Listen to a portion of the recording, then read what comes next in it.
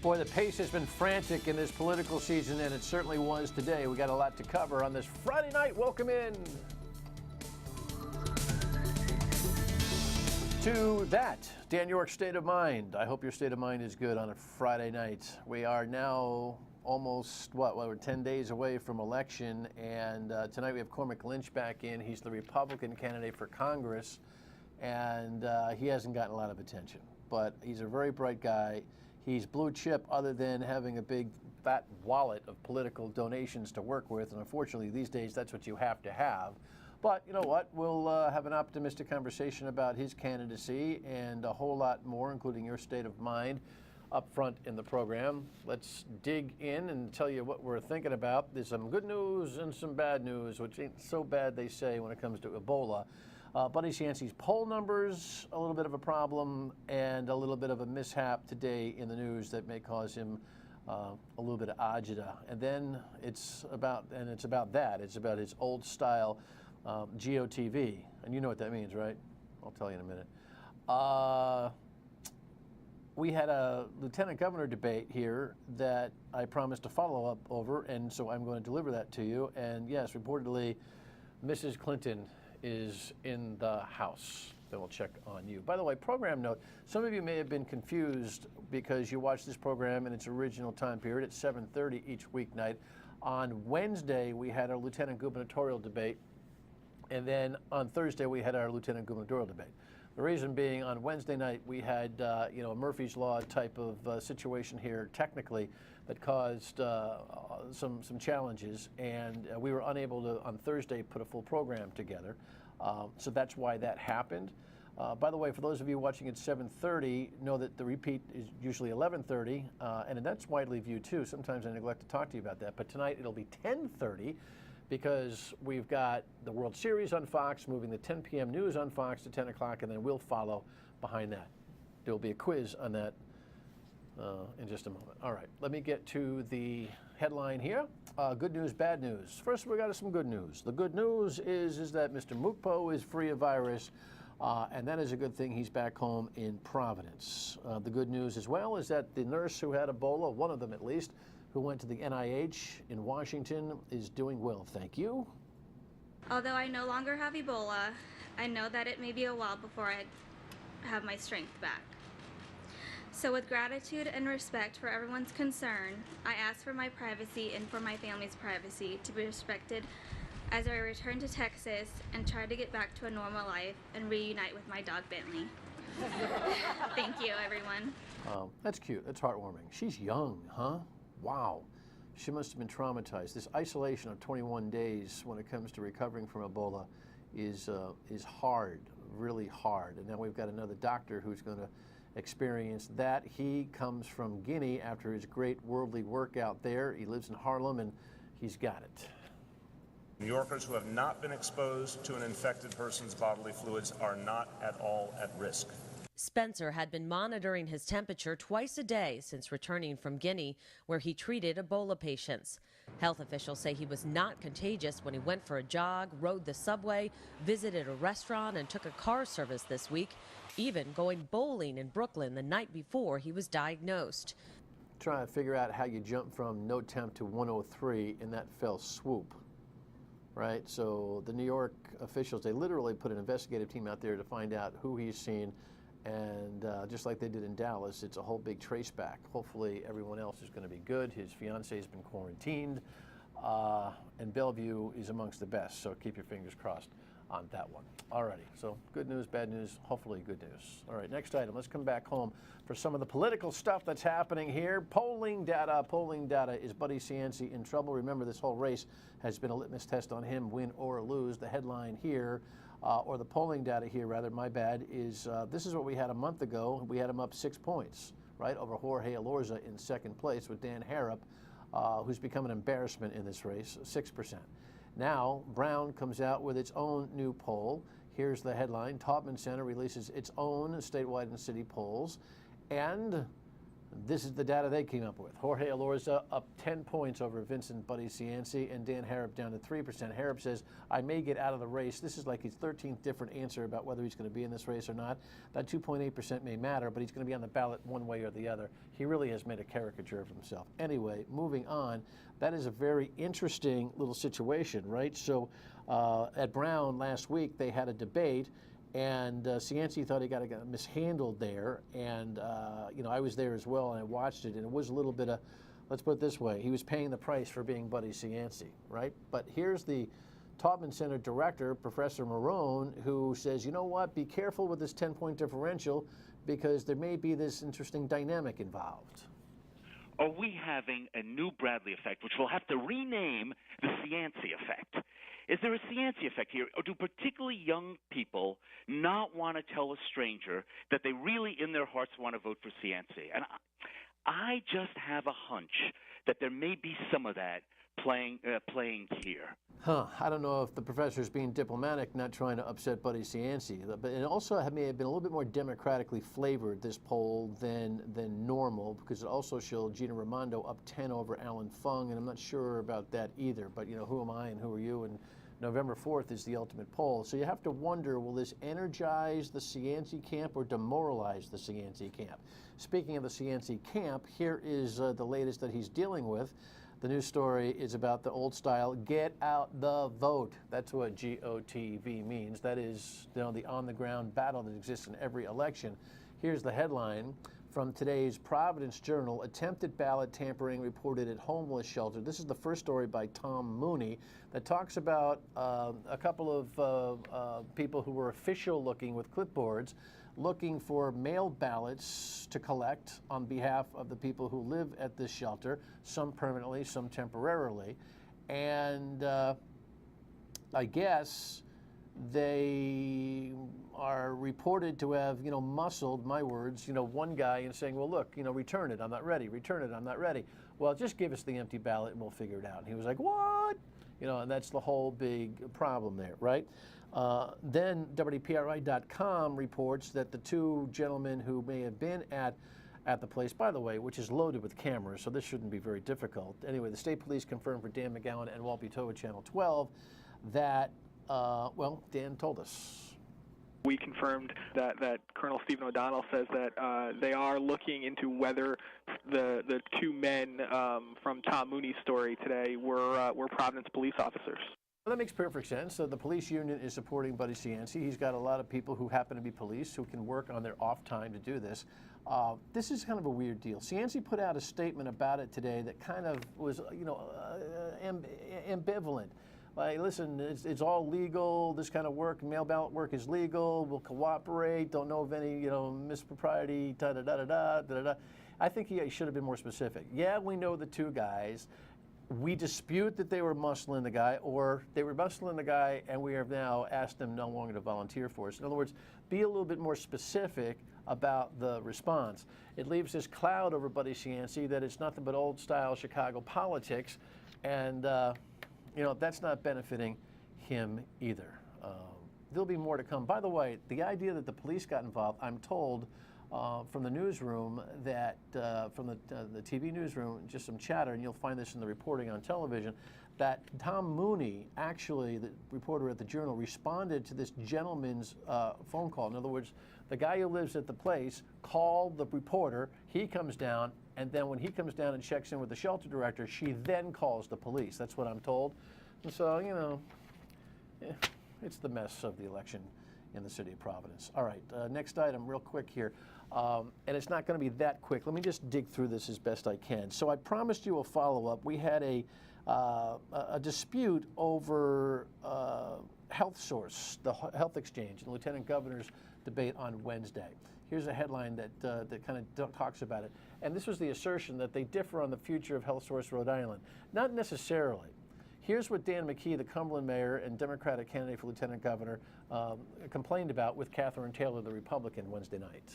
You should go back to the recording. I heard it. And then, so you heard that I would relinquish the state. That's what I heard control? you say, and so then I really think you need, all the listeners here need to go look it back. See, I don't put up with misrepresenting the facts. Maybe and you just didn't communicate them well. I don't believe that that's that the people like that either. No, so they don't. when they go back and they see that I never said about sending it back to the federal government, and I never said about relinquishing state control. What I did say was that it's a huge number, and we need to either get cost-effective, cost-neutral, or close to cost-neutral on it, and that's what I would work on. You know, so I went back and checked. In fact, the Taylor campaign sent me 2 pieces of audio from Rhode Island Public Radio that proved their point that McKee was looking to relinquish control of this healthcare exchange, this Obama thing in Rhode Island. Well, here's one piece from Rhode Island Public Radio in August. Long term, no, I don't believe that at $20 million or more a cost to maintain that the health resource, that's going to be a good value for the people in the state of Rhode Island. And either we need to regionalize that strategy or we need to get out of the business because that's just far too much money to spend. Okay, he does talk about getting out of the business, but his first item is that he wants a regional approach to funding it, which would mean that we still run the operation. Here's his second point in October to the same media. I think what you need to find, Scott, is you got to find a way to make that cost neutral, or as close to cost neutral as possible. And so, reaching out, if it's across lieutenant governor, as governors to governors, or collectively as state leaders, we need to reach out with our bordering states and determine whether or not there's something that can be done. Just like I did with the municipal leaders, there's savings there that could really that we need to help realize. So I would give the Catherine Taylor campaign a 15-yard penalty for suggesting something that really Dan McKee didn't really say. I told you I'd follow up. Their own evidence supplied kind of belies what they're trying to charge him with. You can check it out yourself. And finally, Hillary is hanging around, but she came so late that prior to our broadcast deadline, we have no pictures. We have old pictures, don't we? We have an old picture of Hillary. Like, you need to know who she is. Do we have? We have a headline. I forgot what we had. We got so much production in this show. I can't. Oh yeah, there it is. She came.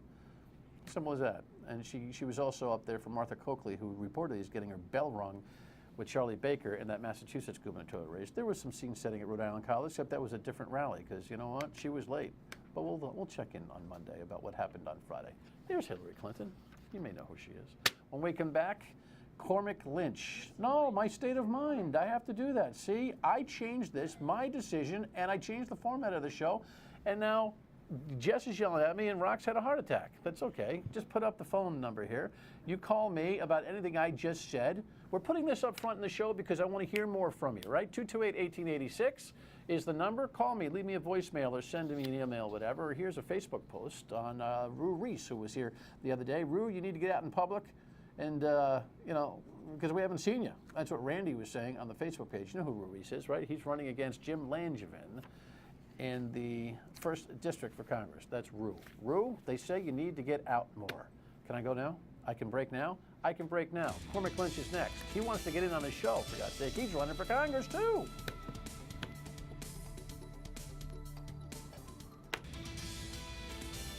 By the way, Rue Reese is running in the 2nd District, not the 1st District. I got the Republican running in the 1st District here in studio. Jess was going, well, she should have yelled at me.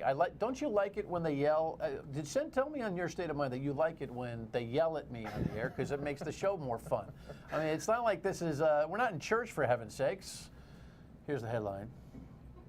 Oh, actually, this is not a headline. There's no headline. It's no headline. That's who I am. This is interesting. So Jess said, I'm going to Google Cormick Lynch. Interesting approach, don't you think, Cormick? Yeah, that's how we do it these days. And that's what it comes up with. 29-year-old Iraq War veteran, for which we thank you so much for your service, and the idea that you get no previous political experience. Yes, I think that's a good thing, and that's so how do a you're lot labeled. of other people. That's a great thing. I think there was a comment on that article. People, what does political experience mean, Dan? You go down to Washington and pull a lever? Because that's so hard, right?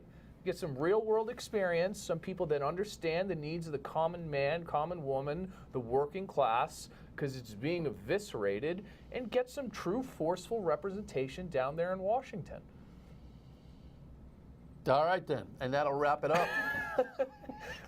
No, I like that. That's about as much attention I've gotten so far this campaign, well, right? Listen, you've gotten your part here. I mean, we try to point out that you're in this race. Are you frustrated? It's challenging. It's an uphill battle. I think you need to monitor the frustrations and deal with it. As we've discussed before, it's a marathon, not a sprint. You got to fail forward. Regardless of how things pan out, I'll be back. But I think that was profound. You have to fail forward. Yes, sir. Elaborate. It means you can't take your toys out of the sandbox, go home, get a bad attitude, and not come back. You need to take an honest inventory of what you did right, what you did wrong, what you could do better, learn the lessons, and come back for more. You sound like you're doing, a post-game wrap-up of the election 10 days in advance.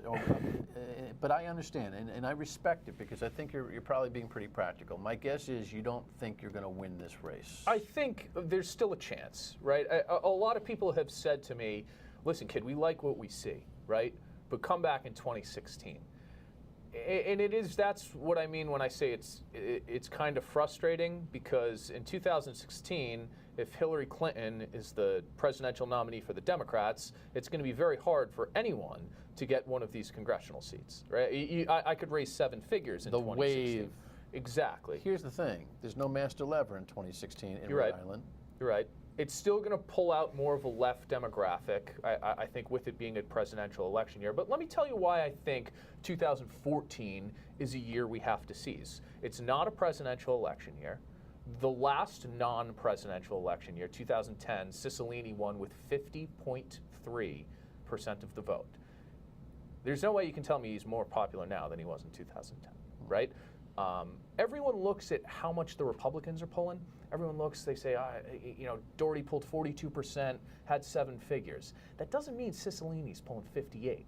There's an independent in the race in 2010 and 2012 that took 6, 7, 8%, right?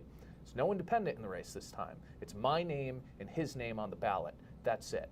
You can say what you want about Cianci running. He interferes with the master lever in Providence, where it's used the most and where it would be most harmful against me. There's an undercurrent of, an anti-incumbent vote, and that was very, very clear in Congressman Cicilline's primary. You didn't raise a lot of money, and unfortunately, you didn't raise a lot of money. Yeah. I mean, that's kind of the name of the game. I think a lot of people... It's too bad that it is, but it is. You're right. I think that's the problem. I think that's why people get a sour taste in their mouth about politics. I'm not going to let that defeat me by any means. But people are focusing on the gubernatorial race, and there were a lot of people that made max donations to Colonel Doherty that didn't, they got 42% with the max donation. They really weren't eager to cut a check this time around. But look, listen, there's a lot of things I've accomplished with limited resources. Well, hold your thought, because I'd like you to alliterate them. Cormick Lynch running against David Cicilline in the 1st District. As Monty Python would say, he ain't dead yet. Stay with us.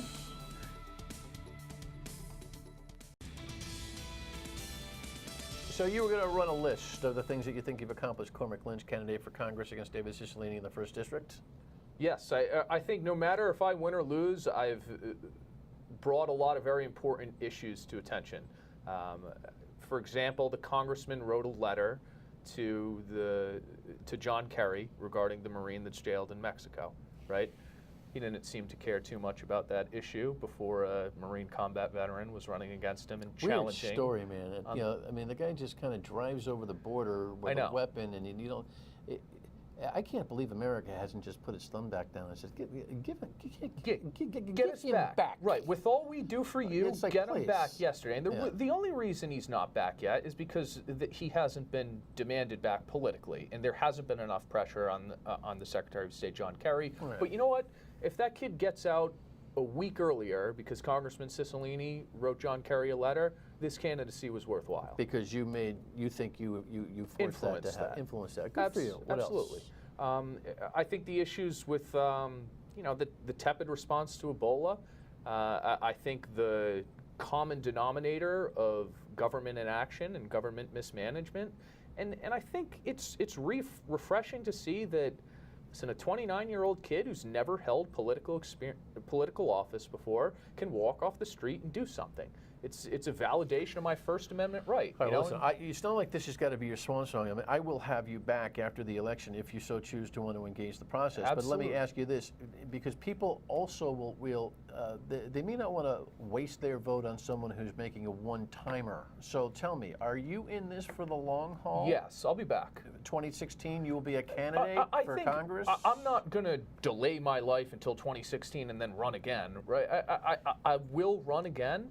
I think maybe 2018, I really want to do something meaningful. I want to fill the gaps in my candidacy. I want to strengthen myself so I can come back for more next time and keep playing to win. I don't think it's best to say, yeah, I'm just going to put my life on hold for 2 years, come back and jump in the political ring. No, I really want to do something meaningful. If that means 2018 in terms of 2016, you got to find a way, and the Republican Party's got to find a way to be more financially resourceful. Because unfortunately, it's part of what gets you into the primetime debates and the like. But speaking of, you taped one with Channel 10 in Rapley, correct? Yes, we taped it this morning. It was good. There were fireworks. There were. So that'll air Sunday on Channel 10. Yes, and it's on the website now. Okay, so I mean, draw whatever fair attention. In 15 seconds, tell everybody why you should still get their vote on November 4th. ISIS, unemployment, and Ebola. If you like all three, vote for the incumbents. If you want something different, vote for me, because I'll give you strong, forceful representative in Washington, and I'll tell you the truth. I think I'll just leave it there. Good luck. Thank you, sir. Thanks for having me on. All right, final thought coming. So one more thought here at the end of the broadcast. It's too bad that we've got these young guys like Cormick Lynch and even Rue Reese to a certain extent who put themselves out there and who get thumped in these general elections for Congress. Not that we know he's going to get thumped, but odds on he will. Somehow the Republican Party in the state has got to figure out how to find the resources for these candidates who sometimes show themselves as blue chip. And I think that Cormick Lynch is blue chip. Another candidate that you want to keep your eye on is Mike Smith. He's running for state senate against Teresa Paiva-Weed, the Senate president. He will be our guest on Monday night. So make a note of that, 7:30 and 11:30. All right? You have a great weekend, and I'll see you on the radio at noon on Monday on WPRO. I'm so glad you tuned in. Thank you for doing so. Good night.